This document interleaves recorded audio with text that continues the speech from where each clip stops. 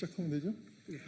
네, 우리 존경하는 국민 여러분, 철강 포럼 오늘은 의원님께서 함께 하고 계십니다. 철강 포럼을 대표해서 오늘 기자회견문을 저 어기고와 이상희 공동대표께서 낭독하도록 하겠습니다. 오늘 저희는 국회 철강 포럼을 대표하여 철강산업 경쟁력 강화 및 녹색 철강 기술 전환을 위한 특별 법안 일명 K스틸법 제정안 대표 발의를 국민 여러분께 보고드리고자 이 자리에 섰습니다. 산업의 쌀이라 불리는 철강산업은 대한민국 제조업의 뿌리 산업이며 우리 경제의 증축을 이루는 기반 산업입니다. 자동차, 조선, 건설, 기계는 물론 미래의 첨단 전략산업인 수소에너지, 2차전지, 우주항공 분야까지 철강산업 없이는 단 한 발짝도 앞으로 나아갈 수 없다고 해도 과언이 아닙니다. 대한민국은 조강 생산량 세계 6위, 철강제 수출 규모 세계 3위에 해당하는 글로벌 철강 강국입니다. 또한 철강산업은 우리나라 제조업 생산의 약 4.8%, 수출의 4.5%를 차지하며 43만 명 이상의 직간접 일자리를 창출합니다. 뿐만 아니라 당진, 포항, 광양, 순천, 군산, 인천 등의 지역경제와 고용을 떠받치는 든든한 기둥 역할을 해오고 있습니다. 그런데 지금 우리 철강산업은 글로벌 공급 과잉과 탄소 규제, 보호무역 장벽이라는 삼중고에 직면해 있습니다. 특히 올해 2월 미국은 전 세계에서 수입되는 철강 제품에 25%의 관세를 부과한 데 이어 6월에는 50%로 2배 인상하며 관세 폭탄을 투하하였습니다. 지난 31일 타결된 관세 협상에서 또 이 조치는 유지되었습니다. 미국과 제조업과 주요 산업 공급망에 기해왔던 우리나라 철강에 대해 사실상 수입 금지를 선언한 것입니다. 이 여파로 포스코, 현대제철 등 주요 기업은 물론 중소철강 강업체들까지 수출 타격과 경영 불확실성에 직면하고 있습니다. 여기 유럽연합의 탄소 국경 제도 시행, 중국발 저가 수입제 범람, 탄소 중립 이행에 따른 막대한 투자 압박까지 겹치면서 우리 철강산업은 그야말로 전방위 위기를 겪고 있습니다. 이대로 간다면 대한민국 경제 주권은 위협받고 우리의 산업 생태계와 지역 경제는 치명상을 입게 될 것입니다. 이런 문제의식으로 우리 철강 포럼은 지난 4월 국회에서 철강산업지원특별법 국회 입법 토론회를 개최하였고 이후 정부, 산업계, 학계 등과 적극적인 소통을 통해 현장의 의견을 반영하고 관련 기관들과도 긴밀하게 협력하여 철강산업지원 법안을 준비해 왔습니다. 그 결과 오늘 여야 국회의원 106명이 정파와 이념을 뛰어넘어 철강산업의 경쟁력을 강화하고 녹색 철강기술 전환을 체계적으로 지원하는 K스틸법을 대표 발의하게 되었습니다. 존경하는 국민 여러분, K스틸법은 철강산업의 지속 가능한 성장과 탄소 중립 전환을 위한 국가적 대응을 담은 산업 패러다임 전환법입니다.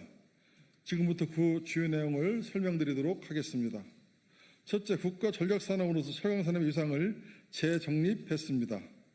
철강산업을 국가경제의 안보와 핵심 기반 산업으로 규정하고 대통령을 위원장으로 하는 철강산업 경쟁력 강화 특별위원회를 설치하여 5년 단위의 기본계획, 매년 실행계획을 수립하여 철강산업 경쟁력을 체계적으로 강화하고 탄소 중립 전환을 앞당기게 했습니다. 둘째, 녹색 철강 기술 개발 및 탄소 중립 전환을 획기적으로 지원하도록 하겠습니다. 철강산업은 국내 온실가스 배출량의 14%를 차지합니다. 신속한 녹색 철강 기술 전환을 위해 수소환원 제철과 같은 탈탄소 철강 기술을 녹색 철강 기술로 지정하고 기술 개발 및 투자에 대한 보조금 융자, 세금 감면, 생산 비용 지원 등을 명문화했습니다. 네, 이상희 의원입니다. 셋째, 녹색 철강 특구를 조성하고 불필요한 규제를 혁신하도록 했습니다. 녹색 철강 특구를 주요 철강 산업 집적지에 지정 또는 조성하고 해당 특구에 대해서는 인허가 절차 간소화, 예타 면제, 세제 지원, 기반시설 설치 지원, 민원 신속 처리 등 다양한 규제 특례와 재정 지원을 할 수 있도록 했습니다. 넷째, 불공정 무역에 대응하고 수입제 남용을 억제하도록 했습니다. 자유무역 체제를 존중하면서도 우리 산업을 지키기 위한 합리적 보호 조치는 반드시 해야 합니다. 원산지 규정 강화, 부적합 철강제의 수입, 유통 제한, 불공정 무역 행위에 대한 정부의 직접 대응 권한을 명문화하고 친환경 철강 원료 경쟁력을 확보하기 위해 관련 산업의 체계적인 육성책을 마련했습니다. 다섯째, 철강 산업 재편 유도 및 수요 창출 기반을 구축했습니다. 글로벌 철강 업계의 구조적 변화 속에서 사업 구조 개편, 설비 전환, 공정 혁신은 필수적입니다. 철강 기업의 자발적인 산업 재편과 철강의 수급 조절이 불가능한 경우 정부가 적극적으로 세제 및 재정 지원을 통해 산업 재편과 수급 조절을 유도하도록 했습니다.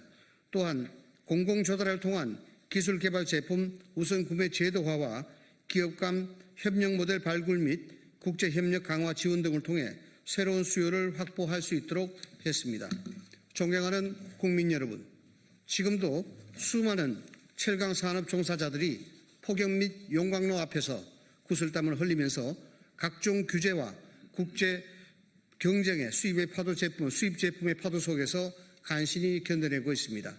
그러나 모두가 버틸 힘이 있는 것은 아닙니다. 기술 하나로 세계 시장을 누비던 수많은 중소철강 기업들이 문을 닫고 지역 경제를 지탱하던 철강 일자리는 사라지고 있습니다. 우리가 밥상을 차릴 때 쌀이 필수이듯 대한민국의 제조업과 산업 생태계를 지탱하는 데 있어 철강은 없어서는 안 될 기본 중의 기본입니다. 철강 산업이 무너지면 관련 산업 전반의 붕괴로 이어지고 나아가 국가 경제의 전반 침체, 국가 안보의 약화까지 초래합니다. 철강 산업을 지키는 일은 우리 가족의 생계와 미래를 지키는 일입니다. 지금 우리 철강 산업을 살릴 수 있는 마지막 골든 타임입니다. 이번 법안이 통과된다면 우리 철강 산업은 저탄소 혁신을 본격화하고 녹색 고부가 가치 기술 제품 전환으로 경쟁력을 강화시킬 수 있습니다. 철강 산업이 재도약하면 우리 미래 세대의 일자리는 늘어나고 지역 경제는 살아나며 산업 생태계 전반의 경쟁력은 강화될 것입니다. 1970년 철강공업 육성법이 대한민국 산업화의 기틀을 세웠다면 2025년 K스틸법은 대한민국 산업 생태계를 지키는 방파제가 될 것입니다. 존경하는 국민 여러분, K스틸법은 정파를 초월하여 대한민국 산업과 경제의 미래를 걱정하는 국회의원 106명이 힘을 모아 마련한 초당적 법안입니다. 22대 국회가 국민을 위한 해법을 함께 만들어낼 수 있음을 보여주는 살아있는 협치의 첫 번째 사례입니다. 대한민국이 경제 위기와 보호무역주의라는 거대한 도전에 직면한 지금 여야가 협력하지 않으면 국민의 삶은 더 어려워질 수밖에 없습니다. 정치가 제 역할을 할 때, 국회가 힘을 모아 난제를 해결할 때 우리는 위기를 기회로 만들 수 있습니다. 지금 우리가 함께하면 대한민국 철강은 반드시 일어설 수 있습니다. 이번에 여야의 협치가 의미 있는 시도에 그치지 않고 국민 삶을 바꾸는 성과로 연결될 수 있도록 법안의 최종 통과까지 국민 여러분의 많은 관심과 응원 부탁드립니다. 감사합니다.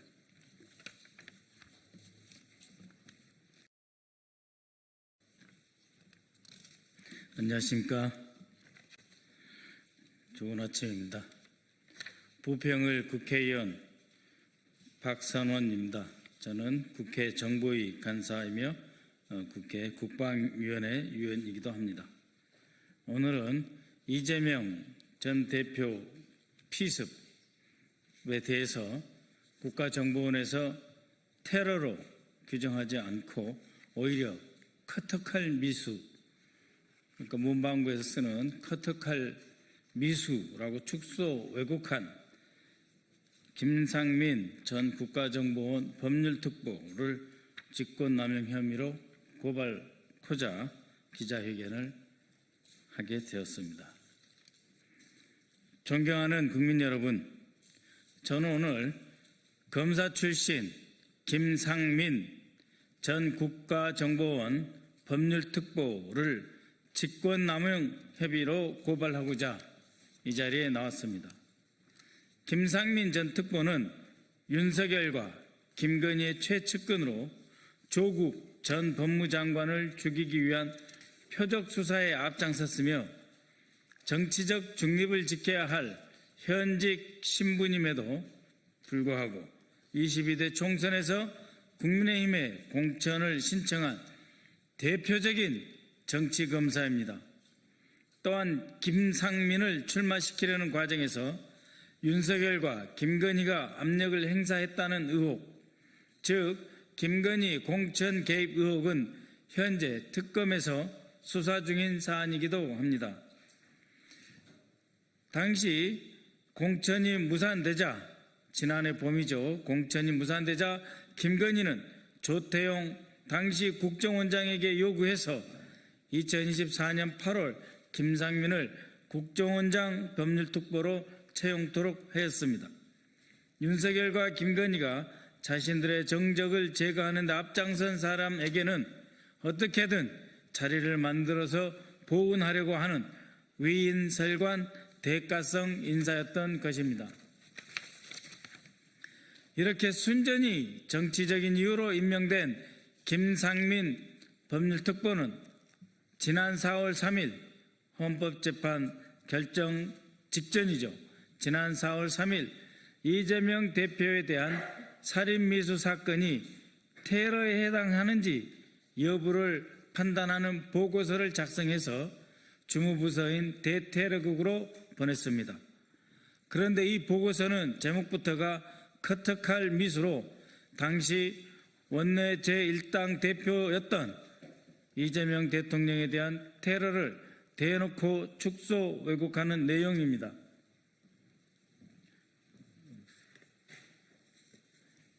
이것이 바로 김상민 특보가 작성한 야당 대표 커터칼 살인미수 사건 테러 해당 여부입니다.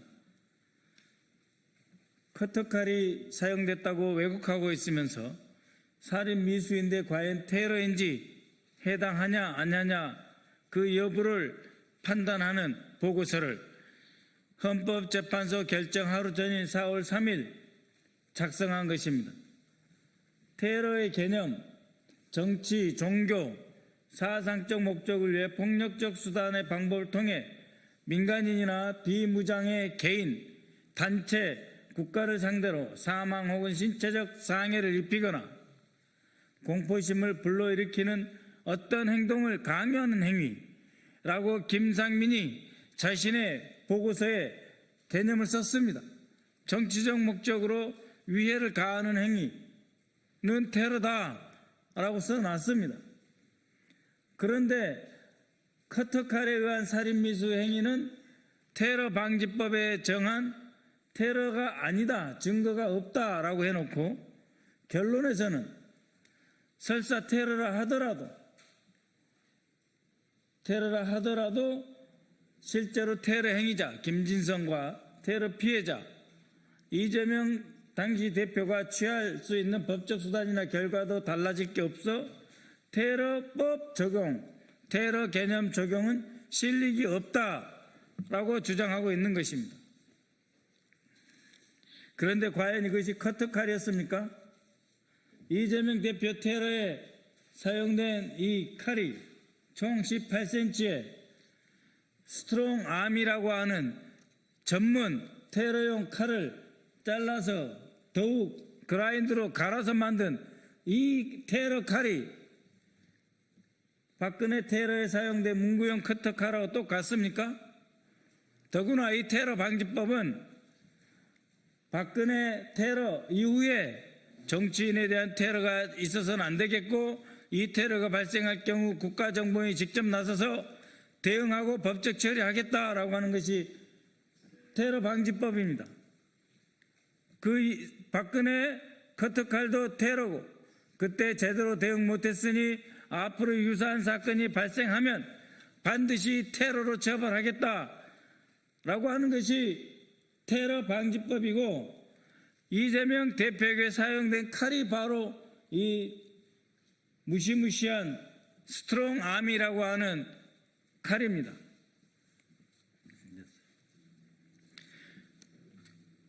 이 보고서의 작성 일자, 이 보고서에서 작성된 김상민은 법원이 적시한 범행 도구인 자그마치 18cm의 등산용 칼을 문구용 커터칼이라고 하는 등 상식 이하의 용어를 써가며 이재명 대표가 목숨을 잃을 뻔한 위중하고 엄중한 사건의 의미를 축소 왜곡하였습니다.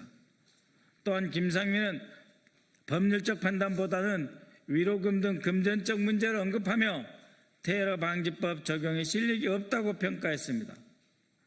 이뿐만 아닙니다. 김상민은 법원이 합정 판결문에서 이 대표 피습 사건이 정치적 목적이 있었다라고 적시했는데도 이를 완전히 무시한 채 테러가 아닌 살인 미수라고 단정했습니다. 본인이 앞서 규정한 테러 규정 스스로를 부정하는 것입니다. 그렇게 되면 테러 방지법이 있다 하더라도 대한민국이 대통령이 된 당시 가장 유력한 대통령 선거 후보로 수천만의 국민의 지지를 받았던 사람을 정치적 목적으로 다시 죽이는 사건이 벌어져도 된다는 말입니까? 이 보고서의 작성 일자는 2025년 4월 3일 윤석열에 대한 헌법재판소의 탄핵 결정을 하루 앞둔 날이었습니다. 작년 8월에 임명된 사람이 그동안 뭘 하다 탄핵 선고 하루 전에 이렇게 왜곡된 판단을 유도하는 보고서를 작성한 것입니까? 공천에 탈락한 자신을 위해 국정원 특보 자리를 만들어준 윤석열, 김건희에게 답례하기 위해 이 보고서를 쓴 것입니까? 탄핵이 기각될 것을 확신하고 윤석열에게 잘 보이려고 작성한 보고서입니까? 아니면 헌재 결정 직전에 판을 뒤집어 보려는 내란 세력 최후의 발악이었습니까? 사건 발생 직후 윤석열 스스로 이를 테러라 규정했음에도 불구하고 윤석열과 조태용은 테러 방지법을 적용하지 않았고 국정원 책임하에 사건의 실상, 배후, 목적, 당시 윤석열 정권과의 연관성 여부에 대한 수사를 하지도 않았습니다. 테러 방지법에 따른 피해자 이재명 대표에 대한 보호 조치를 하지 않았음을 물론이고 극우 유튜버들의 극렬한 명예훼손을 방치 조장하였습니다. 국정원은 심지어 범행 동기가 정치적인 이유라는 대법원 판결이 있은 후에도 이를 테러 사건으로 규정하지 않고 마치 4월 4일 헌법재판소에서 윤석열이 파멸되지 않고 대통령 직무에 복귀할 것이라는 확신을 갖고 있었던 듯 그 전날인 4월 3일 사건을 왜곡 축소하는 결론을 내렸던 것입니다. 국정원의 각 부서는 법률 판단이 필요할 경우 원장 특별보좌관이 아닌 공식 조직인 기획조정실 안에 있는 법무처의 법률 검토를 의뢰합니다. 그런데 이 해당 보고서에서 보다시피 국정원 대테러국장은 이례적으로 기조실 법무처가 아닌 김상민 특보에게 법률 검토를 요청하여 작성토록 하였습니다. 대테러국장은 왜 국정원의 정상적인 조직과 절차를 놔두고 윤석열, 김건희의 최측근인 김상민에게 법률 판단을 요청한 것입니까? 기조실 법무처에서는 자신이 원하는 왜곡된 결과를 받아볼 수 없을 것 같으니 정치검사 출신 김상민에게 요청한 것입니까? 이처럼 이해할 수 없는 과정을 거쳐 작성된 김상민 특보의 커터칼 미수 보고서는 윤석열과 김건희가 자신을 챙겨준 은혜를 갚기 위해 특보로서 직권을 남용하여 국정원 직원들의 정당한 권리 행사를 방해한 것입니다. 이에 저는 김상민 전 특보를 형법 제123조 직권남용 혐의로 특검에 고발할 예정입니다. 또한 정상적인 법률 검토 절차를 무시하고 정치검사에게 법률 판단을 요청한 당시 테러국장 1년 반 만에 3급에서 2급, 2급에서 1급으로 초고속 승진한 대테러국장도 정치관여 혐의로 고발하겠습니다. 김건희 특검에 촉구합니다. 김상민이 작성한 보고서가 자신을 특보로 만들어준 윤석열, 김건희에 대한 대가성이었는지, 그리고 그 과정에서 직권을 남용하였는지 여부를 철저히 수사하여 주시기 바랍니다. 국정원에도 촉구합니다. 대터르국에서 김상민에게 법률 검토를 요청한 경위가 무엇인지, 이재명 대표 테러 피습 사건을 테러로 지정하지 않겠다는 목표를 세워놓고 입맛에 맞는 법률 해석을 내려줄 사람을 찾았던 것은 아닌지 조사하여 진상을 밝혀주시기 바랍니다. 끝으로 법무부 장관님께도 강력히 요청드립니다.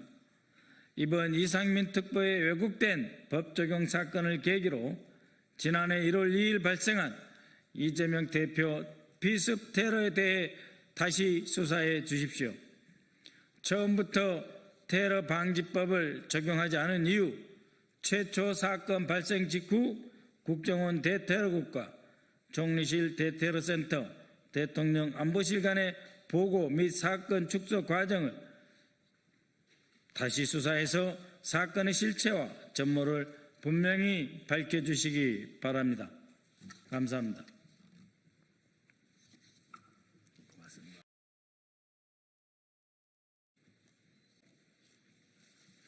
네, 안녕하십니까. 조국혁신당 김진영 의원입니다. 오늘 윤석열, 김건희 여권법 위반 고발 기자회견을 가지게 되었습니다.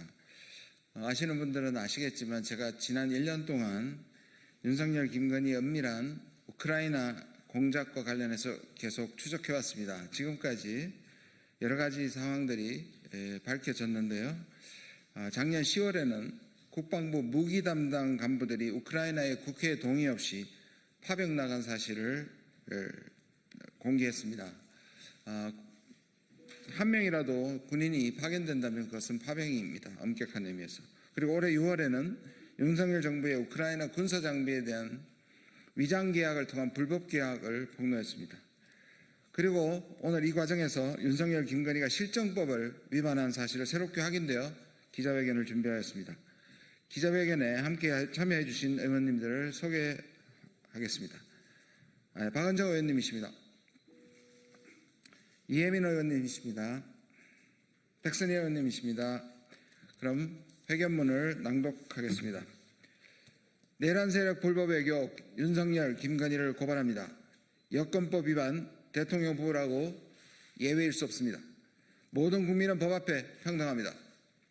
그러나 외교부는 윤석열, 김건희 부부의 여권법 위반 사실을 인지하고도 고발은커녕 아무런 조치도 취하지 않은 채 일관하고 있습니다. 이것은 명백한 직무유기이며 헌법과 법률을 무시한 중대한 위법 행위입니다. 빛의 혁명으로 이재명 주권 국민주권 정부가 출범했습니다. 그럼에도 외교부는 여전히 헌정질서를 유린하고 민주주의를 짓밟았던 윤석열 정권 시절의 잘못된 행태를 반성하기는커녕 감추기에 급급해 보입니다. 2023년 7월 15일 윤석열, 김건희 부부가 나토 및 폴란드 순방을 마친 직후에 전격적으로 우크라이나를 방문했던 사실을 기억하실 것입니다.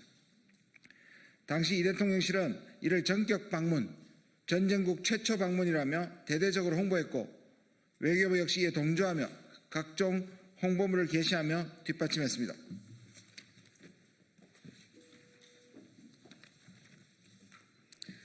그런데 불과 하루 전인 2023년 7월 14일 외교부는 제49차 여권정책심의위원회를 개최하고 우크라이나에 대한 여행금지 조치를 2024년 1월 31일까지 연장한다고 발표했습니다. 우크라이나 대사관도 이 사실을 동일하게 공지한 바 있습니다. 우크라이나는 2022년 2월 13일 이래 대한민국 외교부 장관의 권한으로 여행금지국으로 지정되었고 현재 이 시간에도 유효하며 이 조치는 2026년 1월 31일까지 다시 연장된 상태입니다. 대한민국 여권법은 명확합니다. 지위고하를 막론하고 그 누구든 여행금지국을 공무상 방문해야 할 경우 반드시 외교부 장관의 예외적 여권 사용 허가를 받도록 규정하고 있습니다. 하지만 윤석열과 김건희 부부는 어떠한 신청도 승인도 없이 우크라이나에 불법 입국했습니다. 헌법과 법률을 수호해야 할 현직 대통령이 대한민국 법을 정면으로 위반한 것입니다. 더 심각한 문제는 윤석열, 김건희 부부, 대통령실과 외교부 관계자들은 승인 없이 여행 금지구 우크라이나에 입국하는 것이 위법 행위임을 인지하고도 전격 불법 입국을 자행한 것입니다. 도대체 그 무슨 일이, 그 어떤 사유가 현재 대통령 부부를 위법 행위자로 만들면서까지 우크라이나에 전격적으로 입국을 해야만 했는지 궁금하지 않을 수 없습니다. 단지 그들 부부의 방문 이후 벌어진 국방부 간부 파병, 군사 장비 불법 양도, 삼부토건 주가 조작 문제 등 제기되고 있는 의혹들로 미루어 짐작할 수 있을 뿐입니다. 정말 국민의 한 사람으로서 깊은 분노와 참담함을 느낍니다. 이와 관련된 이들 또한 윤석열 부부와 마찬가지로 불법적으로 우크라이나에 입국한 사실이 있었는지 철저히 수사를 통해 밝혀내야 할 것입니다.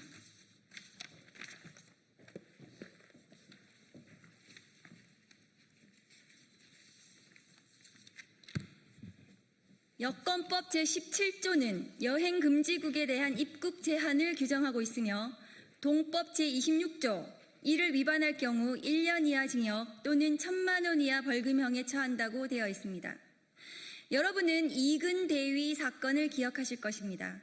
2022년 정부의 거듭된 경고에도 불구하고 우크라이나 전쟁에 개별 참전한 이근 대위를 당시 외교부는 주저없이 고발했고 그는 현재 여권법 위반 혐의로 재판을 받고 있습니다. 그러나 공교롭게도 윤석열, 김건희 부부가 우크라이나를 불법 방문한 2023년 전후 우크라이나 관련 여권법 위반자에 대한 외교부의 고발은 단 한 건도 없었습니다. 윤석열 부부의 불법 방문 이후에 정말 허가 없이 우크라이나를 방문한 사람이 단 한 명도 없는 것입니까? 혹시 윤석열 부부조차 고발하지 못하는 상황이니 다른 사람들마저 사실상 방치하고 있는 것은 아닙니까? 이쯤 되면 외교부가 선택적 고발이라는 직무유기와 직권남용에 빠져 있는 게 아닌지 되묻지 않을 수 없습니다.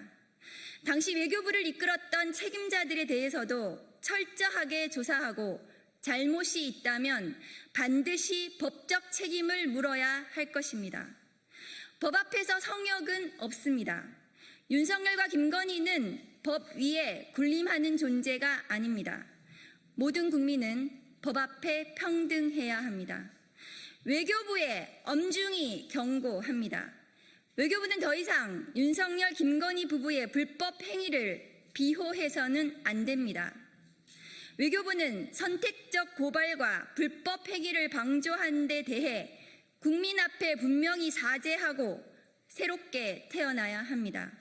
이를 위해서는 외교부 스스로가 윤석열 내란 정권과 연루되었다는 의혹이 제기된 우크라이나 불법 군사 장비 지원과 삼부토건 주가 조작 의혹에 대해서도 국민 앞에 하나하나 사실을 밝히고 소상히 해명해야 합니다.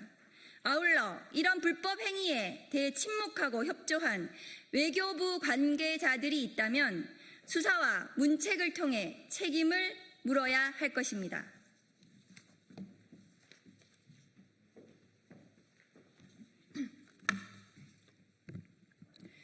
이미 특검은 윤석열 부부의 우크라이나 방문과 삼부토건의 사업 참여 사이에 어떤 커넥션이 있었는지 조사하고 있습니다. 외교부 역시 알고 있을 것입니다. 스위치가 옆에 있는데도 누르지 않는다면 어떻게 빛이 들어오겠습니까? 여권법을 위반하면서까지 윤석열 부부가 갑자기 전격적으로 우크라이나를 방문한 것이 공무상 목적이었는지 사적 목적이 있었는지 명명백백하게 밝혀내야 합니다. 지금이라도 외교부가 눈앞의 스위치를 눌러 스스로 불을 밝혀 책임 있는 자세로 임해주기를 바랍니다. 만약 외교부가 윤석열, 김건희의 정치적 면죄부 노름에서 벗어나지 못하고 국민을 기만한다면 머지않아 거센 국민적 분노에 직면하게 될 것입니다. 국민을 대표하여 오늘 우리는 실정법을 위반한 윤석열과 김건희를 고발합니다. 부디 이를 통해 윤석열 내란 세력이 무너뜨린 대한민국 외교를 바로잡는 출발점이 되기를 진심으로 바랍니다. 우리는 또한 대한민국 외교부의 대다수 공무원이 국가와 국민을 위해 묵묵히 그리고 충실하게 자신의 책임을 다하고 있다는 사실도 잘 알고 있습니다. 이번 계기를 통해 외교부가 국민의 신뢰를 회복하고 오직 국익과 오직 국민을 위한 당당한 대한민국 외교를 다시 시작할 수 있기를 바랍니다. 2025년 8월 4일 조국혁신당 국회의원 김준형, 박은정, 이혜민, 백선희 이상입니다. 감사합니다. 예, 저희는 이 기자회견을 마치고 바로 경찰청으로 가서 고발장을 접수할 겁니다. 혹시 또 설명이 필요하시면 백브리핑을 하고 떠나겠습니다. 감사합니다.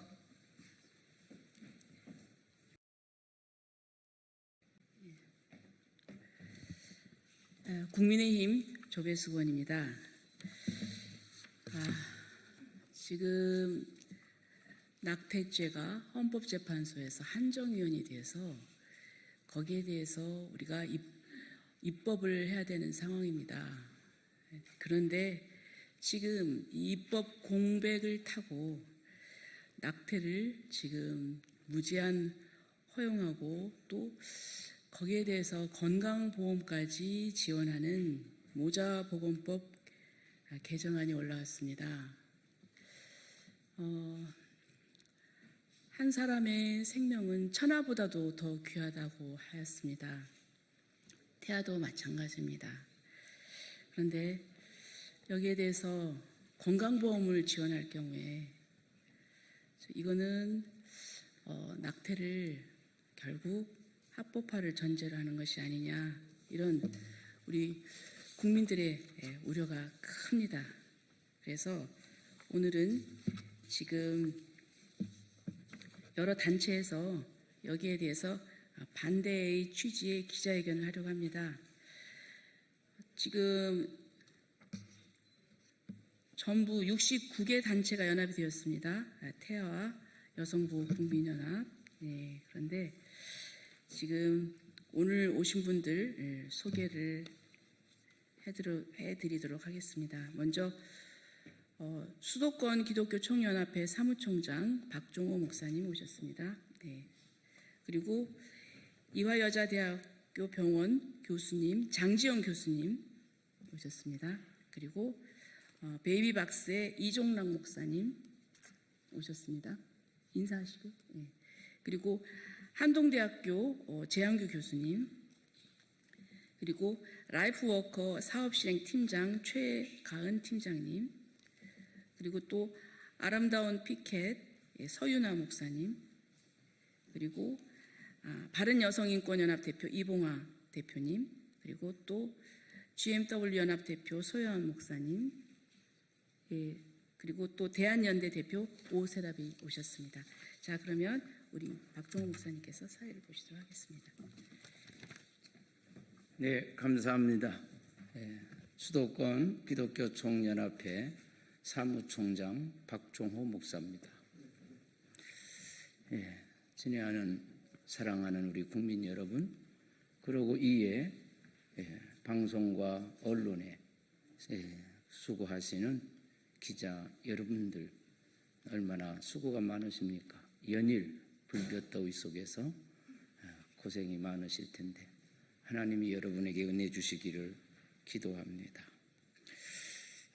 오늘 이렇게 모인 것은 생명과 가정을 지키기 위해서 오늘 이 자리에 69개 단체가 함께 모여서 국민들에게 또한 정부와 국회에 호소하고자 이렇게 모였습니다.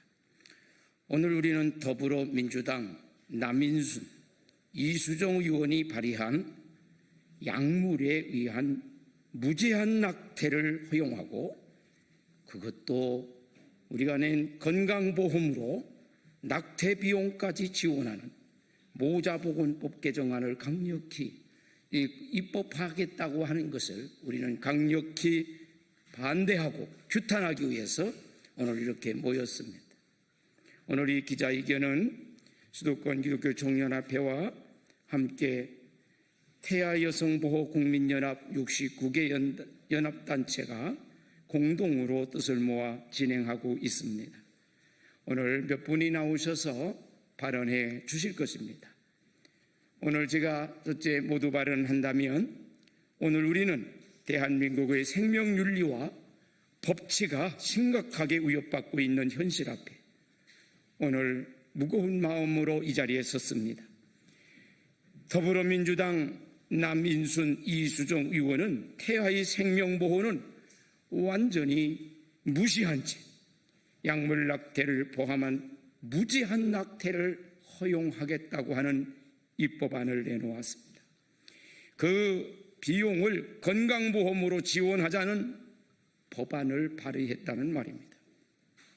이는 헌법재판소가 2020년까지 입법 추구하며 제시한 태아의 생명보호, 여성의 자기결정권에 대한 조화라는 기본 방향을 완전히 외면한 처사라고 생각합니다. 더욱이 이 법안의 문제점은 생명경시 사상을 조장하고 급속한 저출산이라는 국가적 재난 상황을 외면한 사실이고 정부도 국회도 집권당이 이렇게 외면할 수 있습니까? 태아를 보호받아야 할 생명체가 아닌 처분 가능한 물건처럼 간주하고 극단적 반생명 사고의 결과물이라고 생각을 합니다. 태아는 단순히 세포덩어리가 아닙니다. 심장이 뛰고 뇌파가 존재하며 자라나는 생명체인 것입니다. 오늘날 동물도 함부로 죽이면 처벌하는 시대입니다. 사람의 생명을 건강보험으로 죽이는 법안의 발의된 현실은 매우 충격적인 그 자체인 것입니다. 이에 우리는 단호히 외칩니다. 이 법안은 즉각 처리되어야 합니다. 국회는 생명과 가정보호하는 책임을 회피하지 말고 헌법 정신에 부합하는 입법으로 돌아가 주시기를 바랍니다. 이 시간 이어서 발언해 주시겠습니다. 장지연 교수님, 이대서울병원 성산생명윤리연구소 교수님 나오셔서 발언해 주시겠습니다.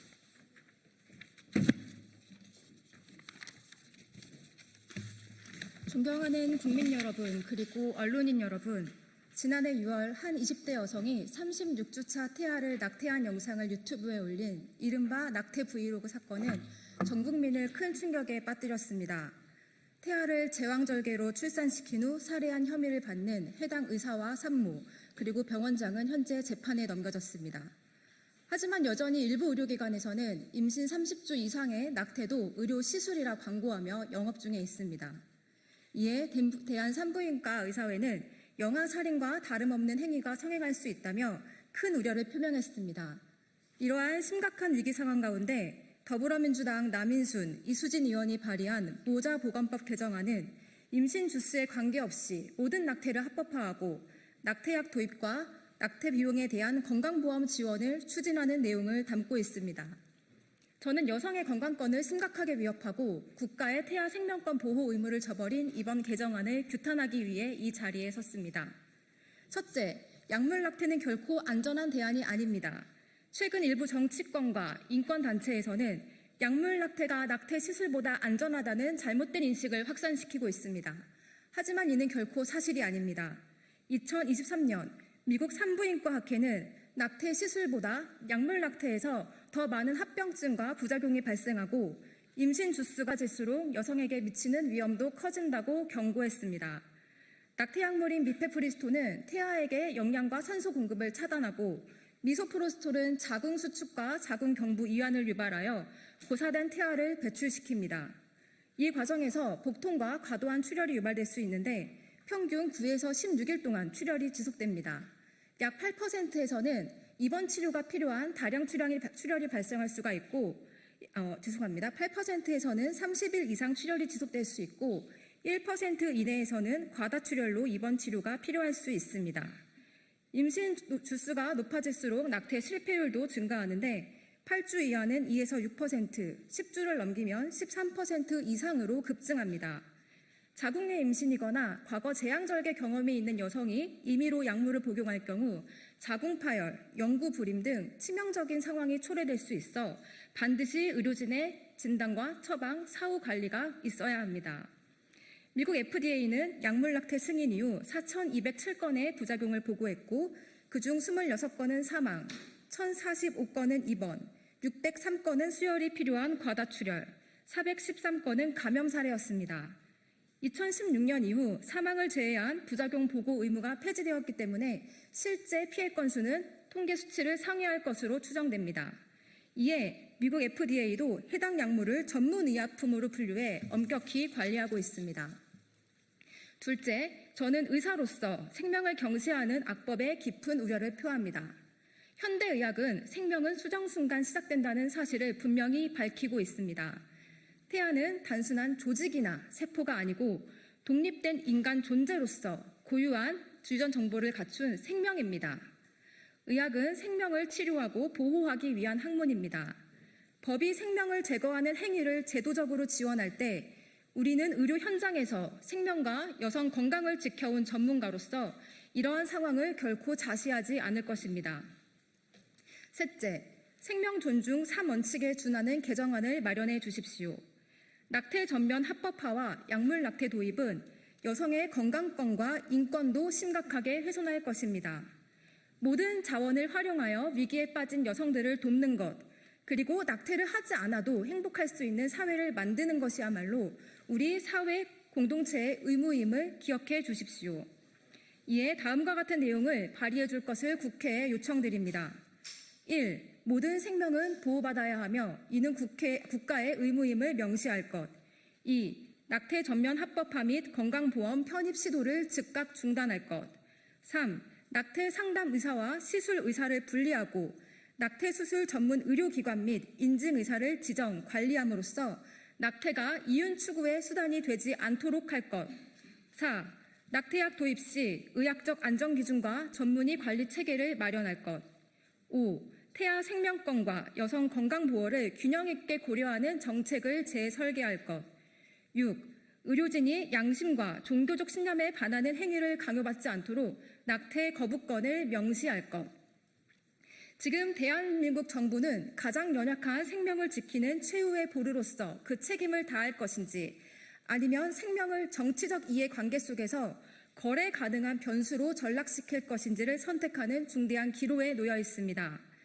우리는 생명을 죽이는 법을 결코 정의로운 법이라 부를 수 없음을 경고하며 이번 모자보건법 개정안의 즉각적인 철회를 강력히 요청합니다. 네, 감사합니다. 이 시간에는 이종락 대표님 나오셔서 베이비박스 대표십니다. 발언해 주시겠습니다.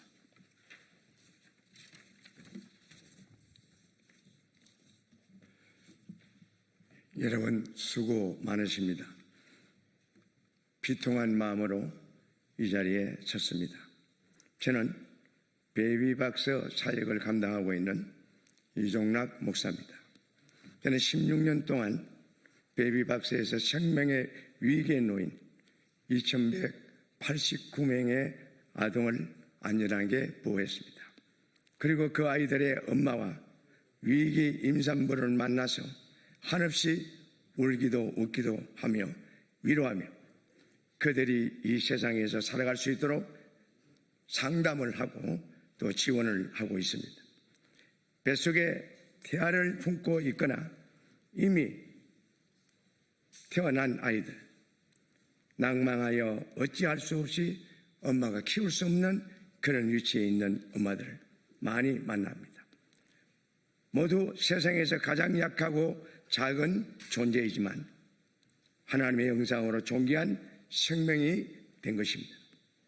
그 한 명 한 명이 살아남아서 지금은 건강히 살아나고 이 아이들이 다시 품에 안을 수 있도록 태어나게 해주셔서 감사하다고 그러며 찾아오는 엄마들이 많이 있습니다. 저는 출산 장려를 하고 생명존중 생명사랑 생명보호 운동을 하며 이 자리에 와 있습니다. 이 아이들의 살아있는 사실이 바로 생명 존중의 증거가 아니겠습니까? 생명을 존중히 여기는 대한민국 국민들의 보편적인 가치입니다. 그러나 현재 국회에서 발의된 모자보건법 개정안은 생명을 지키는 법이 아니라 생명을 무제한으로 허용하고 살인하게 하는 그 건강보험으로 또 지원한다고 하는 어처구니 없는 이 법을 만드는 누구를 위한 법입니까? 개인에게도 사회에도 나라에게도 해가 되는 법을 왜 만들려고 합니까? 도무지 이해가 안 갑니다. 지금 살인자가 되는 문을 활짝 열었습니다. 산부인과 선생님이 전화 왔습니다. 목사님, 어쩔 수 없이 살인할 수밖에 없는 살인자의 자리에 앉아 있습니다. 어떡합니까? 산부인과를 그만둬야 되겠습니까? 이런 아픈 마음을 토하는 그런 정말 생명 존중을 사랑하는 선생님들이 계십니다. 이것이 결코 정의가 아닙니다. 생명을 사랑하는 대한민국 헌법과 국민의 보편적인 가치의 정면으로 위배되는 것입니다. 낙태는 선택이 아닙니다. 한 생명을 무참히 끝내는 일이 아니겠습니까?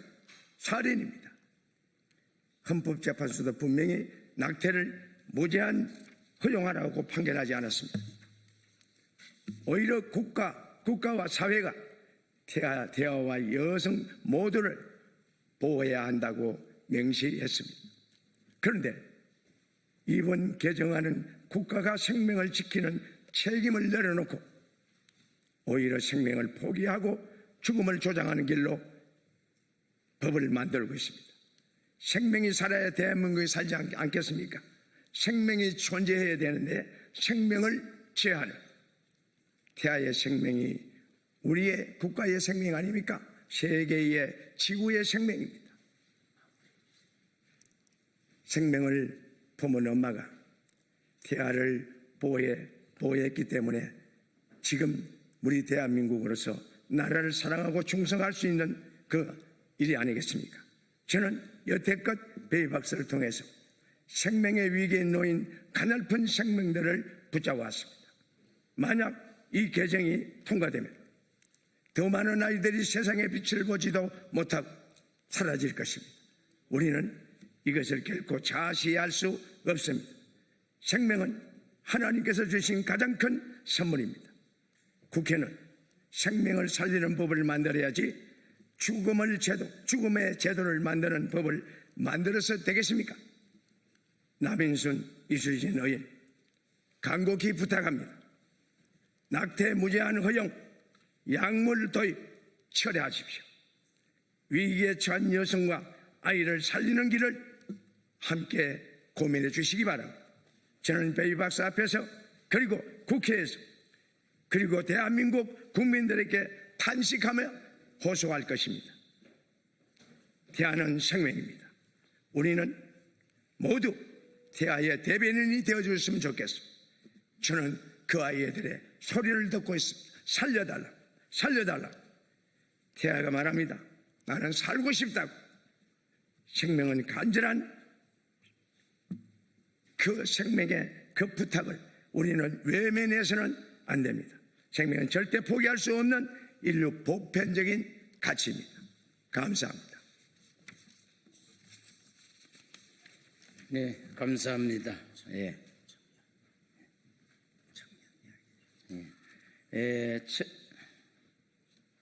최가은 팀장님, 이 시간 라이프워커 사업 오셔서 발언해 주시겠습니다. 안녕하십니까. 저는 생명 존중 회복을 위해 활동하고 있는 청년단체 라이프워커의 팀장이며 현재 간호사로 재직 중인 최가은입니다. 더불어민주당 남인순 의원과 이수진 의원이 발의한 이번 개정안은 태아의 생명을 보호하기 위한 입법이 아닌 임신을 언제든 종결할 수 있는 자기 결정권 행사만을 중심으로 한 법안입니다. 그러나 우리가 분명히 기억해야 할 것은 낙태법의 참된 보호 법익은 태아의 생명이라는 사실입니다. 태아는 어머니의 몸에 의존해 생명을 유지하지만 그 자체로 어머니와는 구별되는 독립된 생명체이며 헌법적 보호 대상입니다. 2019년 헌법재판소의 낙태죄 헌법 불합치 결정 이후에도 국회의 입법 공백이 지속되는 상황에서 지금은 국가와 국회의 책임 있는 대응이 무엇보다 절실한 상황입니다. 그런데 이번 개정안은 태아의 생명권을 보호할 국가의 책무를 사실상 포기한 매우 일방적이고 극단적인 법안입니다. 또한 이 개정안은 여성의 건강과 생명에 대한 고려조차 하고 있지 않습니다. 의학계에서도 분명히 임신 후기로 갈수록 낙태는 신체적 위험과 합병증 가능성이 높아지며 약물 낙태는 여성의 건강에 심각한 위협이 되고 있음을 경고하고 있습니다. 태아의 생명도 여성의 건강도 외면한 이 개정안은 과연 누구를 위한 법안입니까? 저는 청년을 대표하여 다음과 같이 강력히 촉구합니다. 하나, 여성의 자기결정권만을 일방적으로 강조하며 모든 책임을 회피한 이번 개정안을 즉시 철회해 주십시오. 하나, 낙태죄 처벌 시기를 논의함에 있어 반드시 그 보호 대상인 태아의 생명을 어떻게 보호할 것인가에 대한 논의도 함께 진행해 주십시오. 하나, 성에 대한 책임을 강조하고 임신한 여성을 임신 전중 후 모든 단계에서 실질적으로 지원할 수 있는 법안과 제도를 마련해 주십시오. 지금 우리는 단지 권리를 넘어 생명과 책임의 가치를 되살려야 할 때입니다. 청년 세대는 생명을 포기한 법이 아닌 생명을 지키고 책임을 다하는 사회를 요구합니다. 네, 감사합니다. 이 시간에는 우리가 시간이 초과되어 가고 있어서 성명서도 또 생략하고 여러분이 나눠드린 내용을 충분히 참고하셔서 기사화해 주시면 감사하겠습니다.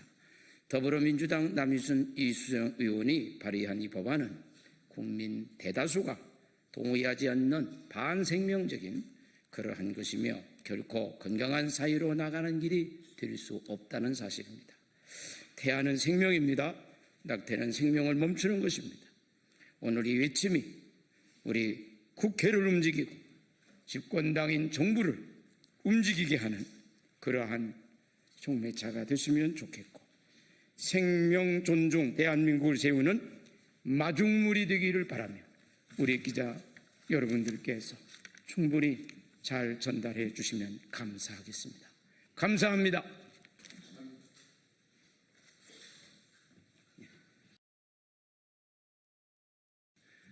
예, 안녕하십니까. 국회 사무처 공보기획관 윤동준입니다.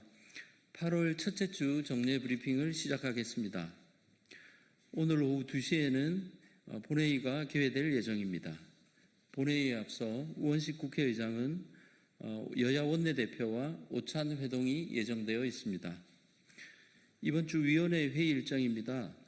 행안위는 화요일 오전 10시에 전체 회의를 열어서 최근의 수해와 총기 사건 등을 대상으로 행정안전부와 경찰청에 대한 현안 질의를 실시하고 안건을 처리할 예정입니다. 기재위와 산자위는 수요일 오전 10시 전체 회의를 열어서 대미 관세 협상 관련 현안 보고와 질의를 실시할 예정입니다. 이번 주 의원실 정책 세미나는 모두 24건입니다. 주제는 일본군 위안부 문제, 또 요양병원의 역할과 방향 등입니다.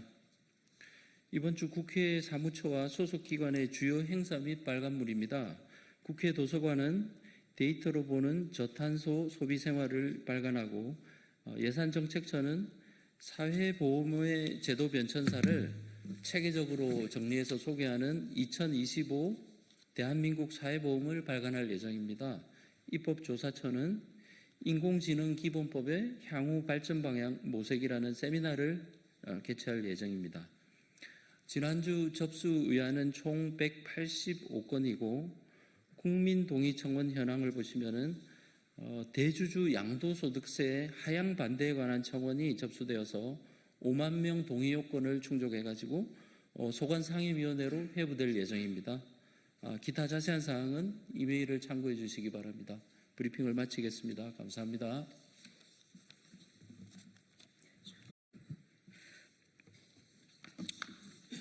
제가 오늘 방송 3법에 대해서 말씀드리려고 이 자리에 섰습니다. 안녕하십니까. 국민의힘 전당대회 최고위원으로 출마한 최수진 국회의원입니다. 오늘 국회에서 더불어민주당이 일방적으로 통과시키려는 방송법 관련 주요 문제점을 말씀드리고자 합니다. 더불어민주당이 밀어붙인 방송 3법은 공영방송 독립이라는 명분 아래 뉴스 편성부터 이사회 구성, 사장 임명까지 더불어민주당 정권 코드에 맞춰 재개편하려는 이재명 독재 방송법입니다. 그래서 저는 오늘 방송 3법의 중대한 5가지 문제점을 밝혀 말씀드리고자 합니다. 첫 번째, 이사수 늘렸다더니 범여권목만 늘린 것입니다. 방송 3법은 더불어민주당의 영향력을 키우는 구조로 설계되어 있습니다. 교섭단체가 추천한 국회의원, 그리고 시청자위원회, 임직원, 학계 등에서 추천하지만 현실적으로는 정권 친화 인사들이 대거 포함될 가능성이 큽니다. 결국 전체의 15명 중 최대 13명, 약 90%가 정권 코드로 채워지는 인사 구조입니다. 이사수 확대는 포장이고 더불어민주당 목 확대가 본질입니다. 이사회가 아니라 이재명 방송이사회입니다. 둘째, 법으로 편성된 통제가 된 것이고 노조 개입을 정당화한 것입니다. 편성권은 아시다시피 어떤 뉴스를 언제 어떻게 보도할지를 결정하는 방송의 심장입니다. 방송 3법은 지상파, 종편, 보도 채널 등 주요 방송사의 편성위원회 절차를 강제합니다. 이 문제는 이 편성위에 민노총 산하, 언론노조, 기자협의회 등 특정 세력이 깊숙이 개입할 수 있다는 점입니다. 결국 뉴스 편성 방향 자체가 정권 코드에 따라 움직이게 되는 것입니다. 셋째, 정부가 민간 언론까지 쥐락펴락하는 법입니다. 방송3법은 공영방송뿐만 아니라 YTN, 연합뉴스 TV와 같은 민영 보도 채널에도 사장 추천위원회와 보도 책임자 임명 동의제를 강행하고 있습니다. 사장은 교섭 대표 노조와 합의 없이는 임명할 수 없고 보도 책임자는 보도직군 과반의 동의 없이는 보직 자체가 불가능해집니다. 결국 뉴스 책임자 자리는 정권 입맛에 맞는 인물로만 채워집니다. 민용방송 인사까지 정권 뜻대로 줄 세우려는 건 전형적인 언론 전체주의 시도입니다. 넷째, 정권 대리인으로 전략한 시청자위원회입니다. 방송 3법은 시청자위원회 설치 대상을 지상파, 종편, 보도 전문 채널 등으로 확대하고 기존의 방송사 사장이 위촉하던 구조를 노조 중심의 편성위원회가 추천하는 방식으로 바뀌었습니다. 결국 편성위원회가 시청자위를, 시청자위가 이사가 사장을 추천하는 구조의 정권 인사 사슬이 완성되는 것입니다. 시청자위원회는 더 이상 국민의 대표가 아니라 정권의 사람을 들이기 위한 대리 조직으로 전략했습니다. 다섯째, 부칙에 숨어진 사장 교체 시나리오가 있습니다. 방송 3법 부칙에는 법 시행 3개월 이내 공영방송 이사회를 새로 구성한다는 문구가 담겨져 있습니다. 겉보기에는 조직, 정비처럼 보이지만 실상은 정권 출범과 동시에 이사회를 이재명 인사로 교체해 사장을 갈아치우겠다는 심산입니다. 방송 3법은 개혁이 아니라 방송장악법입니다. 이사도 편성도 사장도 모두 정권이 틀어쥐는 이재명 코드 방송 완성법입니다. 영구히 더불어민주당이 언론을 장악하겠다는 매우 위험한 독재 법안입니다. 언론 자유를 틀어막고 국민의 눈과 귀를 정권의 입으로 대체하려는 시도입니다. 제가 국민의힘 최고위원이 되면 이재명 정부와 더불어민주당의 입법 폭주, 국민 민생과 경제 회복에는 관심이 없고 오로지 자신들의 정치적 목적과 정권 연장을 하려는 형태에 대해 적극적으로 싸워가겠습니다. 저 최수진은 합리적인 보수, 국민과 함께하는 국민의힘을 만들겠습니다. 감사합니다.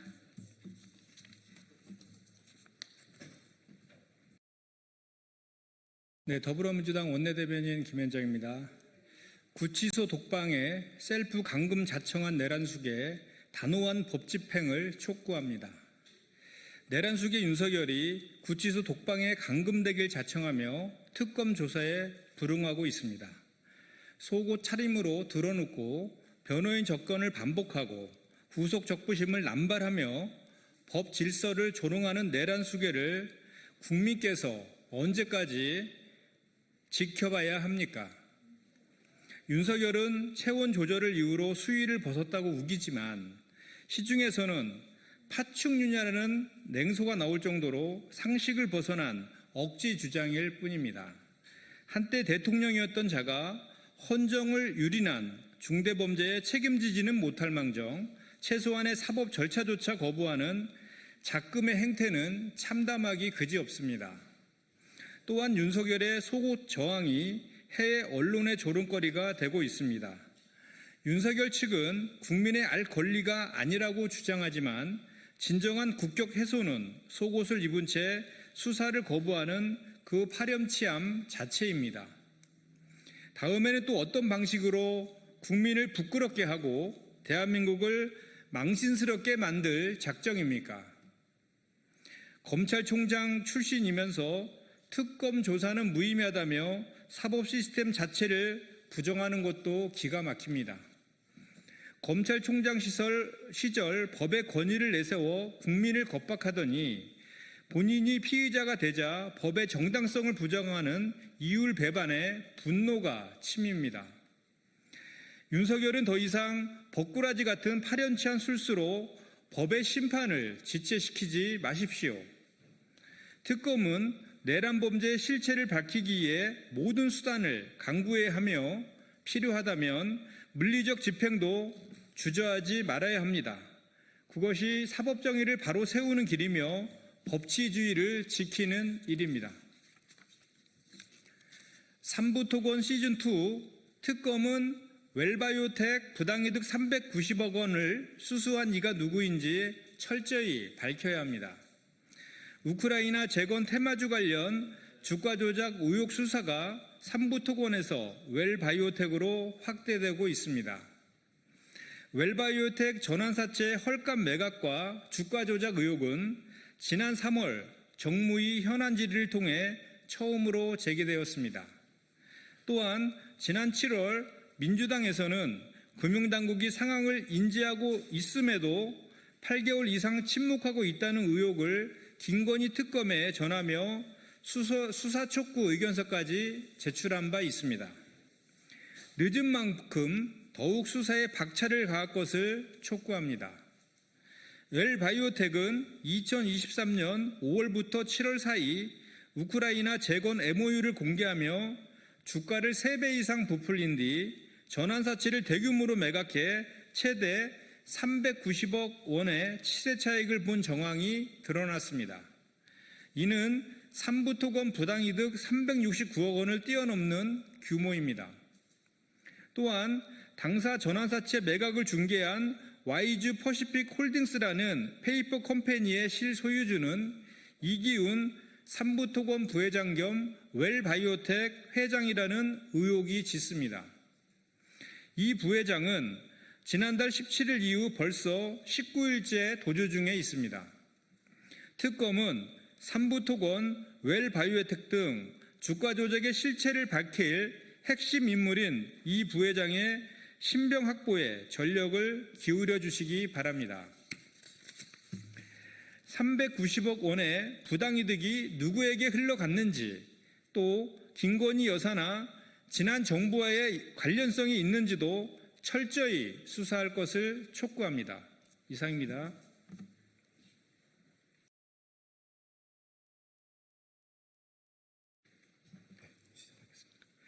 네, 안녕하십니까.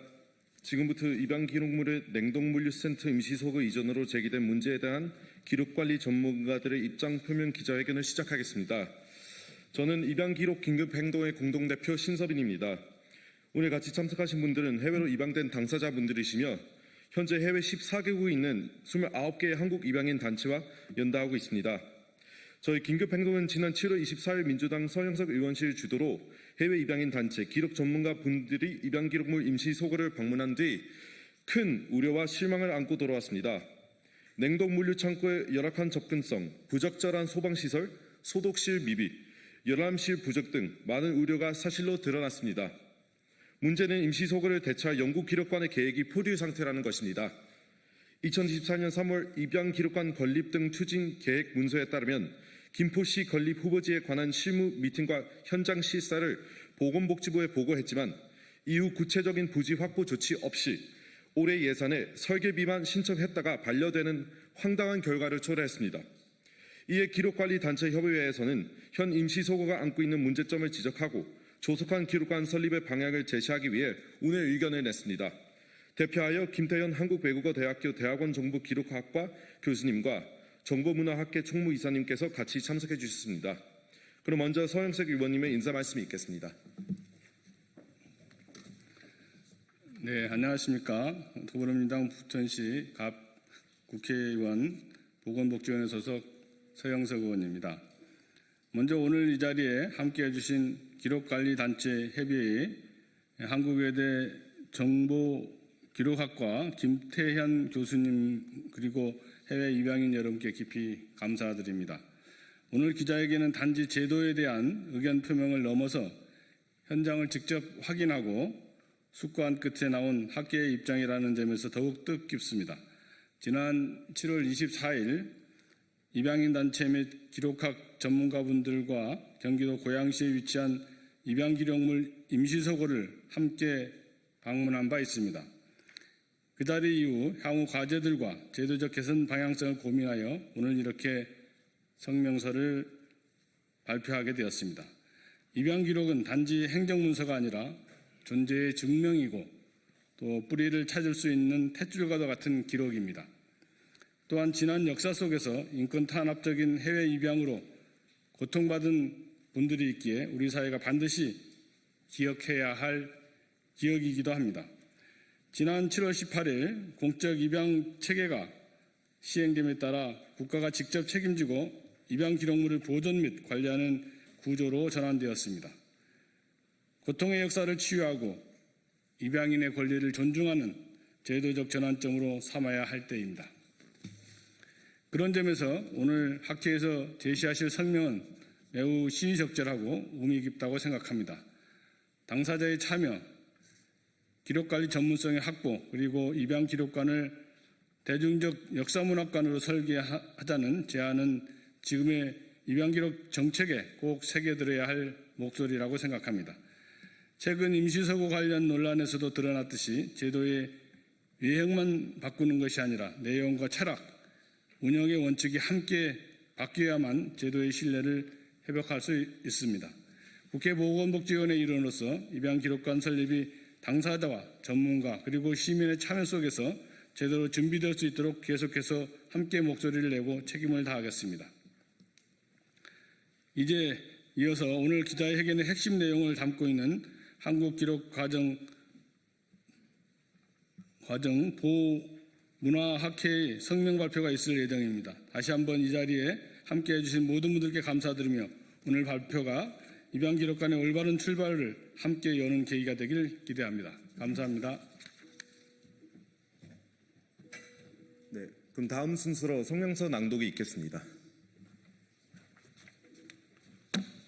네, 안녕하십니까. 김태현입니다. 성명서 낭독하겠습니다. 해외 입양 기록은 살아있는 우리의 역사이다. 당사자와 전문가, 시민이 함께 만들어가는 입양 기록관이 필요하다. 작년과 올해 초 뉴스타파와 MBC PD수첩은 아동권리보장원에서 추진한 해외 입양 기록물 디지털 DB 사업의 문제점을 심층 보도했습니다. 기사는 보장원이 디지털 입양 기록에 대한 데이터 무결성 검증을 진행하지 않았고 그 결과 사용할 수 없는 데이터베이스가 만들었다는 점을 지적하였습니다. 많은 예산과 노력, 인원을 투입했지만 전문성 없이 일이 추진되면서 활용 불가능한 결과물을 얻게 됐다는 게 두 언론사의 공통된 비판이었습니다. 작년 개최된 국회 보건복지부 국정감사에서도 아동권리보장원 원장은 이와 관련된 질의에 제대로 된 답변을 내놓지 못했습니다. 올해 보장원은 두 번째 사업으로 입양기록물 임시수장고를 마련했습니다. 열흘 전 보장원은 이틀에 걸쳐 현장 설명회를 개최해 언론과 입양인 당사자, 관련 단체, 연구자들에게 공개했습니다. 입양기록관 설립이 늦어지면서 법에 따라 민간 입양기관의 기록물을 이관받아 보존해야 하는 보장원이 급하게 임시기록물 수장고를 준비해 공개한 것입니다. 그런데 입양인 당사자나 관련 연구자들을 배제한 채 보장원 내부 인력만으로 입양기록물 임시수장고 준비 사업을 주도하면서 여러 가지 문제점들이 나타났습니다. 보장원은 전국의 민간 입양기관으로부터 입수한 관련 기록을 체계적으로 확인하고 검수할 수 있는 시스템을 갖추지 못했을 뿐만 아니라 입수한 기록물을 전산화하지 못한 채 아직도 수작업으로 관리하고 있는 상황입니다. 두 번째 문제는 기록물 임시수장고가 설치되어 있는 장소와 관련됩니다. 현재 기록물 임시수장고는 쿠팡 물류센터 옆에 조성된 냉동 창고에 설치되었습니다. 그런데 이곳의 화재 진압 방식은 국가기록 표준에서 추천하는 가스 소화 시스템이 아니라 물을 이용한 스프링클러입니다. 오래되고 낡은 종이 기록물이라는 특징이 있는 기록물의 특징에도 불구하고 오래되고 낡은 종이 기록물이 대부분인 입양 기록물이 화재 발생 시 물과 불이라는 이중의 위험에 노출되어 있는 것입니다. 그 외에도 준비실이나 작업실, 탈산 장비 등이 아직 제대로 마련되지 못했습니다. 현장 설명회에 참석한 건축사는 입양 기록물 임시수장고가 단순히 기록물 보관만을 위한 시설이 아니라 이관 정리, 분류, 매체 변환 등 기록관 고유 업무를 수행하는 업무 시설이라고 설명하면서 사전에 대지 용도를 확인하고 필요한 경우 변경 절차를 수행했어야 했다고 지적했습니다. 왜냐하면 지금 입양 기록물 임시수장고가 위치한 대지가 지구 단위 계획상 창고 등 몇 가지 용도로만 허가가 나는 곳이기 때문입니다. 이 경우 업무 시설인 기록물 수장고는 설치할 수 없고 차후에 용도 변경을 신청하더라도 허가가 나지 않을 가능성이 높다는 것입니다. 건축법상 용도 문제를 간과할 경우 나중에 큰 문제가 발생할 수 있다는 우려의 목소리가 나오는 이유입니다.